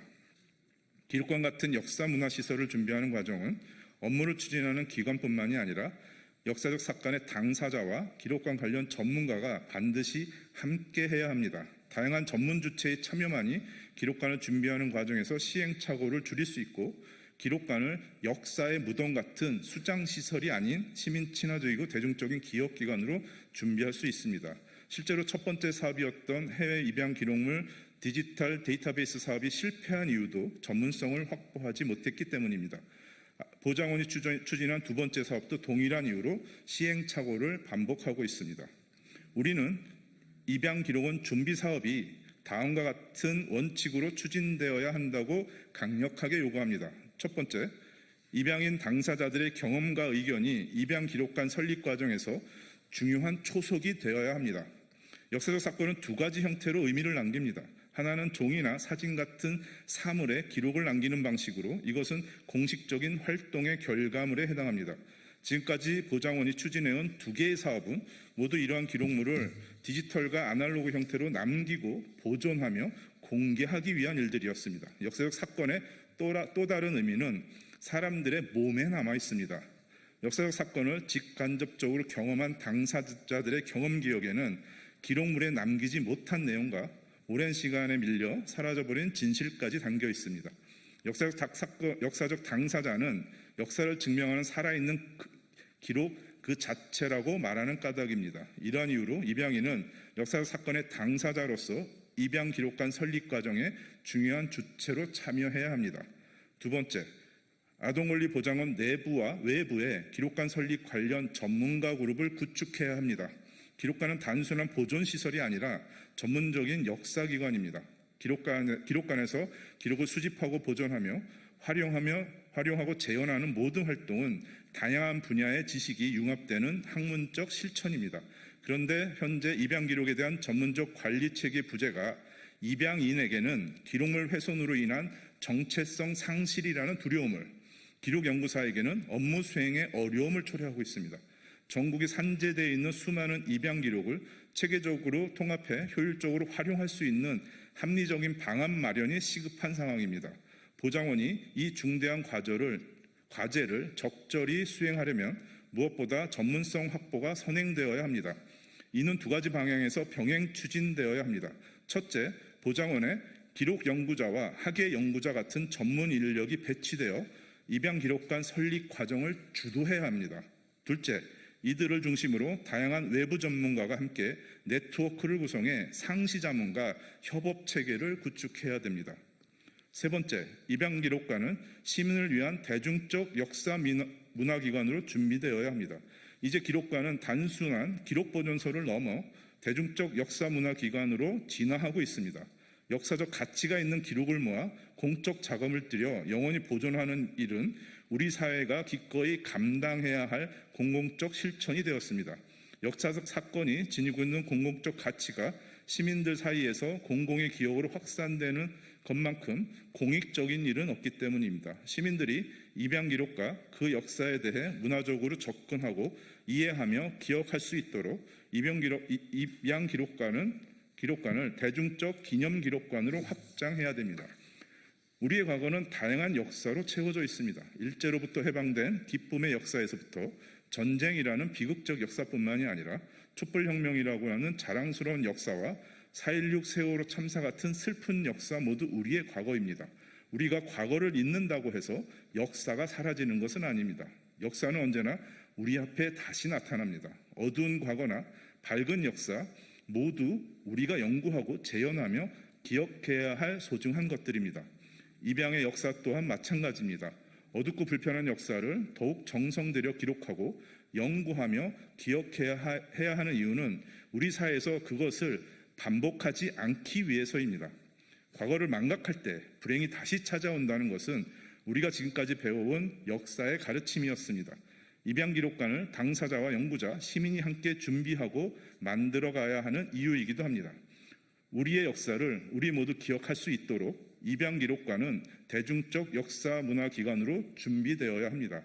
2025년 8월 4일 기록관리단체협의회 감사합니다. 네, 감사합니다. 현재 복지부가 아동권리 보장원은 기록관 부지 확보 작업은 진행하지 않고 내년에 2억 원을 들여 기록관 타당성 조사를 또 하겠다는 계획을 세우고 있습니다. 기록관은 애초에 25년 기본 설계를 마치고 29년 상반기 개관을 목표로 했습니다. 만일 내년 타당성 조사를 다시 한다면 기록관 개관은 2031년으로 미뤄지게 됩니다. 입양인들의 탯줄 같은 기록물들이 위험한 냉동창고에 2년 더 있어야 하는 것이다. 보건 아동권리 보장에는 신속하게 대응을 촉구하기를 바랍니다. 감사합니다.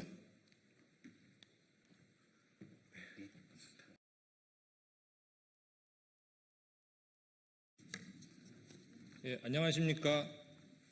오늘은 김학의 긴급 출국 금지 사건에 대하여 삽질 규정에 마침표를 찍습니다. 라는 제목으로 기자회견 진행하겠습니다. 먼저 참석하신 분들 소개해드리겠습니다. 더불어민주당의 이성윤 의원님 오셨습니다. 조국혁신당의 차규근 의원님 오셨습니다. 조국혁신당의 이혜민 의원님 오셨습니다. 그리고 저는 조국혁신당의 사무부총장을 맡고 있는 이규원입니다. 그럼 기자회견 진행하겠습니다.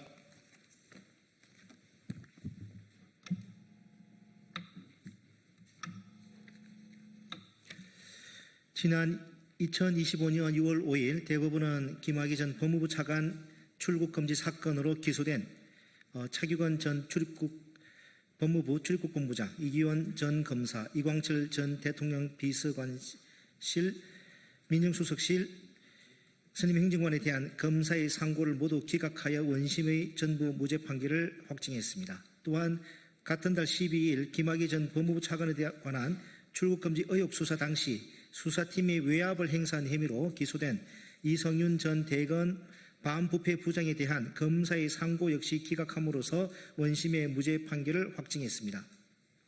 이 사건 수사가 시작된 지 4년 6개월 반의 시간이 지났어야 사건의 진실이 밝혀졌습니다. 검찰의 생사람 잡는 억지 수사와 무도한 기소에 대한 법원의 답은 정의롭고 명쾌했습니다.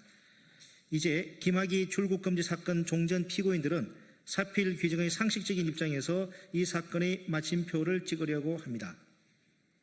곧 다가올 형사소출을 피하기 위해 검열 심야의 도피성 해외 출국을 시도한 김학의 전 차관의 출국을 가까스로 막고 이를 토대로 국가 형벌권이 적정하게 행사될 수 있도록 노력한 차규근, 이규원, 이광철과 이후 부당한 수사에 대하여 대검 반부패 부장으로서 직무에 충실했던 이성윤에 대하여 진실과 정의에 반하는 현저하게 부당한 수사와 기소를 자행한 자들에 대한 공수처 고발이 바로 그것입니다.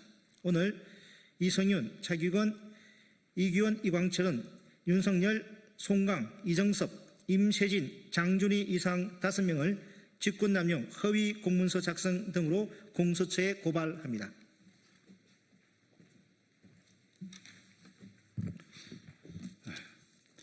장준희 검사는 이 사건을 이른바 공익제보라는 미명하에 국민의힘에 제보하여 사건을 정치화했습니다.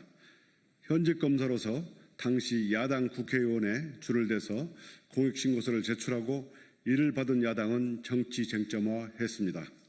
과연 현직 검사로서 정당한 업무 수행, 정당한 공익제보입니까? 윤석열 당시 검찰총장은 대검에 접수된 이른바 공익신고서를 형소법상 적법한 관할에 입예되게 수원지검으로 재배당했습니다. 당시 수원지검에는 김학의 전 차관을 부패범죄로 구속한 이정석 검사가 재직 중이었습니다. 유재수 사건으로 조국 민정수석과 백원우 민정비서관을 기소한 검사였습니다. 윤석열은 검찰총장으로서 직권을 남용하여 사건을 수원지검에 보내 자신의 뜻에 맞게 수사가 이루어지도록 한 것입니다. 이러한 사건 배당 행태가 과연 정당한 것입니까? 검찰총장이 전체 검찰청 소속 공직자들을 장기판 말 다루듯 하는 것이 과연 정당한 공직 수행입니까? 송강, 이정섭, 임세진 검사는 김학의 전 차관에 대한 긴급 출국금지 조치가 위법하다고 주장하면서 막상 그 긴급 출국금지를 결정한 봉욱 당시 대검차장, 윤대진 검찰국장 등 고위 검사들에 대해서는 형식적인 수사 신용만 하면서 김학의 전 차관에 대한 긴급 출국금지의 단순 실행자인 이규환, 차규근, 소통 역할을 한 이광철, 당시 문무일 총장의 뜻에 따라 수사 지휘를 한 이성윤에 대해서만 대대적인 수사를 벌이고 수사 상황을 실시간으로 언론에 흘렸습니다. 이들 4사람은 모두 검찰개혁 국면에서 윤석열의 대척점에 서 있던 사람들이라는 공통점을 갖고 있습니다. 김학의 전 차관에 대한 출국금지가 위법하다면 그 출금을 결정한 사람에 대한 수사부터 하는 것이 순서이지 않겠습니까? 김학의 전 차관에 대한 긴급 출국금지보다 문제가 훨씬 심각한 노건평 씨에 대한 긴급 출국금지를 제거한 문무일 전 성완종 사건 수사팀장에 대한 수사는 공소시효가 많이 남아 있었는데도 수사를 안 한 것은 제 식구 봐주기 아닙니까? 이 사건을 수사할 당시 윤석열 검찰은 1년 반 동안 내내 조국을 필두로 하여 문재인 정부 인사들을 사냥하고 있었습니다. 그러면서도 윤석열은 자신과 한동훈 등 핵심 참모들이 개입된 채널A 사건 등에 대해서는 철저하게 사건을 무마하면서 추미애 법무부 장관과 갈등을 빚고 있었습니다. 김학의 출금지 사건 수사를 통하여 윤석열은 자신의 눈밖에 난 사람들에 대해 보복을 한 한편 문재인 정부의 검찰 개혁을 파탄내고 문재인 정부를 능멸하고자 하였던 것입니다. 장준희, 송강, 이정섭, 임세진 모두 윤석열의 충실한 하수인 역할을 수행했다고밖에 볼 수 없습니다.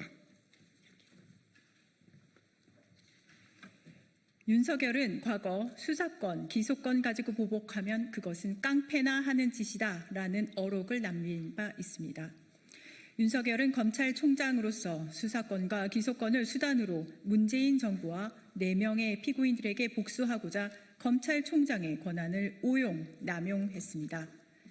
공적 권한을 원래 취지를 배반하여 오남용한 이들 5명에 대하여 공적 벌을 주어야 합니다.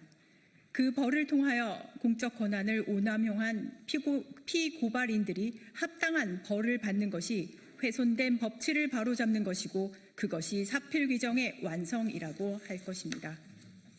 공수처가 엄정하게 수사를 해주시리라 믿습니다. 그리하여 이들 5사람이 죄에 상응하는 무거운 처벌을 받음으로써 다시는 검찰이 공적인 권한을 사적인 용도에 오남용하지 못하도록 일벌백계로 삼아야 합니다. 공수처가 부끄러운 검찰권 오남용 역사에 경종을 울리는 이정표가 되는 공정하고 납득할 수 있는 수사 결과를 내놓을 것으로 기대합니다. 국민들께서도 깊은 관심과 응원 부탁드립니다. 감사합니다.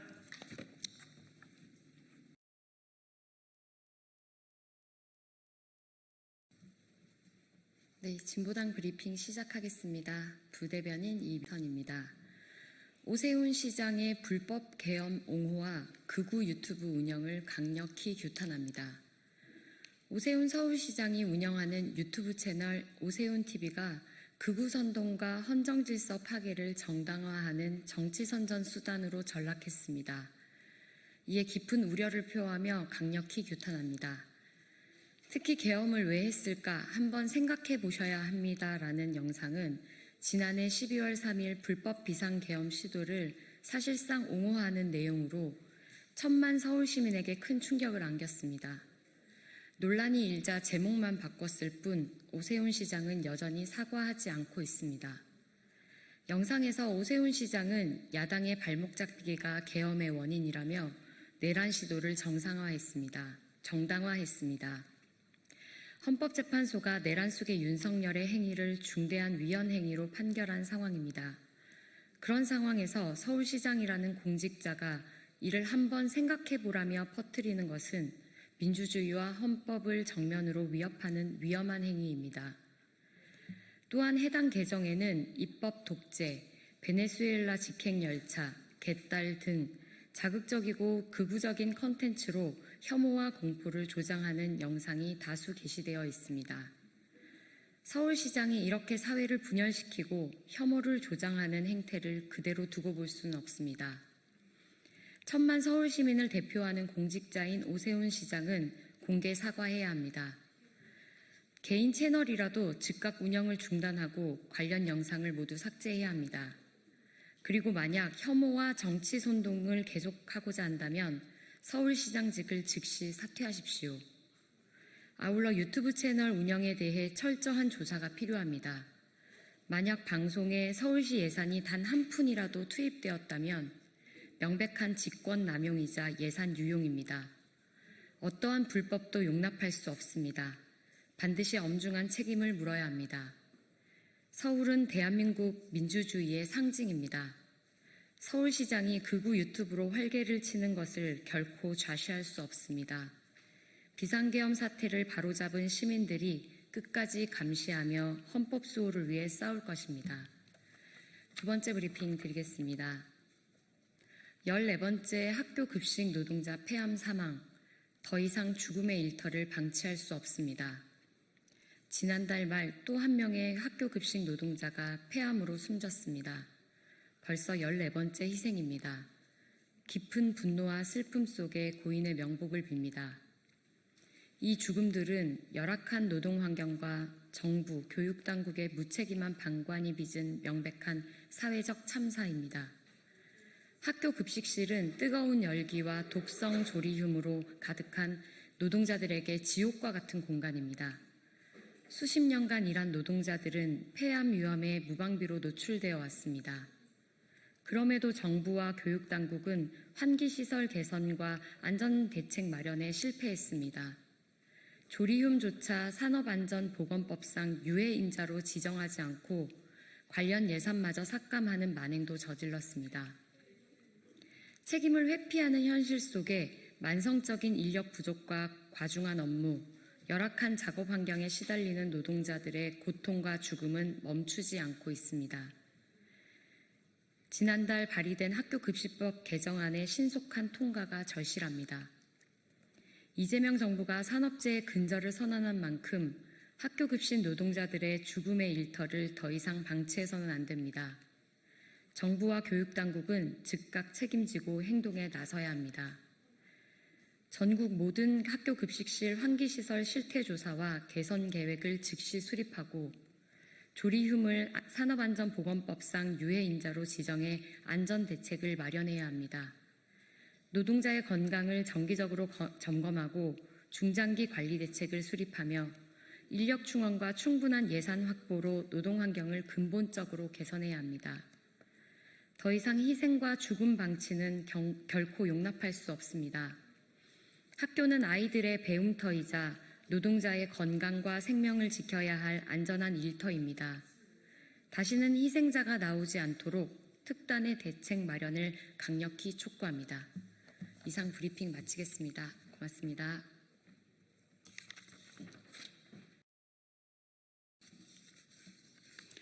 네, 안녕하십니까. 조국혁신당 원내대변인 백선희입니다. 정권의 방송에서 국민의 방송으로 이제 공영방송 정상화의 시간입니다. 윤석열 정권은 공영방송의 이사진과 사장을 친정권 인사로 채우며 방송 운영을 정권 중심으로 장악해왔습니다. 이에 대해 법원은 MBC 대주주인 방송문화진흥회 이사의 임명 효력을 정지하는 가처분 결정을 내렸습니다. 사법부가 공영방송 운영의 중립성과 정당성에 제동을 건 것입니다. 이러한 조치들은 공영방송의 자율성과 언론 본연의 기능을 심각하게 훼손했습니다. 언론 현장과 시민사회는 이를 정권의 언론 통제 시도로 규정하며 강하게 비판하고 있습니다. 조국혁신당은 이번 방송법 개정안을 통해 이러한 비정상을 바로잡고 공영방송을 다시 국민의 품으로 되돌리려 합니다. 이번 개정안은 이사회의 이사수를 확대하고 사장 선출 절차에 국민추천위원회를 도입했습니다. 정치 권력이 아닌 국민이 방송 운영의 정당성과 대표성을 직접 형성할 수 있도록 설계한 것입니다. 이번 개정안은 방송법뿐만 아니라 방송문화진흥회법과 한국교육방송공사법 개정안도 함께 포함되어 있습니다. 이는 공영방송 전반의 운영구조를 다양성과 민주성에 기반해 재구축하려는 입법입니다. 그런데도 국민의힘은 이를 공영방송 장악 시도라며 필리버스터에 돌입했습니다. 하지만 묻지 않을 수 없습니다. 그동안 정작 방송을 정치화하고 독점해온 주체가 누구였습니까? 바로 국민의힘이 세운 윤석열 정권입니다. KBS 이사회, MBC 방문진, EBS 운영구조까지 줄줄이 장악해온 그 정권이 이제 와서 공영방송 정상화를 장악 시도라고 비난하는 것은 참으로 뻔뻔한 자기부정입니다. 이번 방송법 개정안은 권력의 방송을 국민의 방송으로 되돌리는 개혁 입법입니다. 정치 개입을 배제하고 방송의 독립성과 공공성을 제도적으로 설계한 법안입니다. 우리는 더 이상 정권이 임명한 이사들이 사장을 뽑는 구조를 방치할 수 없습니다. 이번 개정안은 조국혁신당 신장식 의원과 이혜민 의원 안이 반영된 결과입니다. 오늘 본회의에서 이혜민 의원은 직접 필리버스터에 참여해 방송법의 필요성과 정당성을 국민께 소상히 설명해 드릴 예정입니다. 조국혁신당은 언론의 자유를 지키기 위해 싸우고 있습니다. 정권은 바뀌어도 국민의 알 권리는 사라지지 않습니다. 공영방송은 권력의 것이 아니라 국민의 것입니다. 정권의 방송에서 국민의 방송으로 이제 공영방송 정상화의 시간입니다. 이상입니다. 감회됐습니까? 네. 국민의힘 대변인 이준우입니다. 버닝썬 성범죄 가해자를 변호한 전치영 공직기강 비서관은 즉시 사퇴해야 한다는 내용입니다. 성범죄 가해자를 변호한 인물이 대통령실에서 공직기강을 책임지고 있다고 합니다. 공직자의 기본 자질은 도덕성이고 정부를 신뢰할 수 있는 최소한의 조건은 공직기강의 철저한 관리입니다. 아직도 충격이 가시지 않은 버닝썬 클럽 사건은 집단 성범죄, 불법 촬영 등 온갖 추악한 범죄의 총집합이었습니다. 법원은 가해자 김 씨에 대해 여성을 쾌락의 도구로 삼았고 재범 가능성이 높다며 징역 4년을 선고했습니다. 이런 김 씨를 변호한 인물이 지금 대통령실의 인사검증과 공직기강을 책임지는 전치현 공직기강 비서관입니다. 심지어 유일하게 1심에서 3심까지 모두 참여했던 변호사라고 합니다. 이런 인물이 대통령실 공직기강 책임자로 일어나 것 자체가 공직사회의 충격이자 대한민국 국민의 절반이 여성에 대한 모욕입니다. 전 비서관은 심지어 가해자 김 씨를 변론하면서 피해 여성들이 술에 취해 기억이 불분명하고 사건 발생 3년 뒤에 고소했다면서 피해 여성들의 진술 신빙성을 떨어뜨리는 전략을 구사하기도 했습니다. 3년 동안 악몽에 시달려왔을 피해자 입장에서는 2차 가해와 다름없어 보이는 끔찍한 변론입니다. 아울러 성비위를 저지른 공무원이 전치현 비서관과 똑같은 논리로 무죄를 주장한다면 뭐라고 하겠습니까? 이런 사람이 공직사회 기강을 바로 세울 수 있겠습니까? 만약 전 비서관의 딸이 피해자라면 가해자를 두둔하는 사람이 대통령실에서 일하는 거 가만히 두고 볼 수 있겠습니까? 가장 앞장서서 사퇴를 촉구했을 것입니다. 이재명 정권의 전 비서관 임명은 단순한 인사 실패가 아닙니다. 3심까지 변론했으므로 대통령실 주변에서는 아마 모르지 않았을 것입니다. 전 비서관에 대한 임명은 이진수 교육부 장관 후보자, 강선우 여가부 장관 후보자, 최동석 인사혁신처장에 이어 미필적 인사 실패로 보입니다. 국민은 성범죄를 변호한 자에게 75만 공직자의 윤리를 맡길 수 없다고 합니다. 이재명 정부의 인사 실패에 활용 점정인 만큼 즉각 사퇴하시길 바랍니다. 마지막 부분 다시 좀 하겠습니다. 국민은 성범죄자를 변호한 자에게 75만 공직자의 윤리를 맡길 수 없다고 합니다. 이재명 정부 인사 실패에 활용 점정인 만큼 전치현 비서관은 즉각 사퇴하시길 바랍니다. 네, 이준우 대변인입니다. 고맙습니다.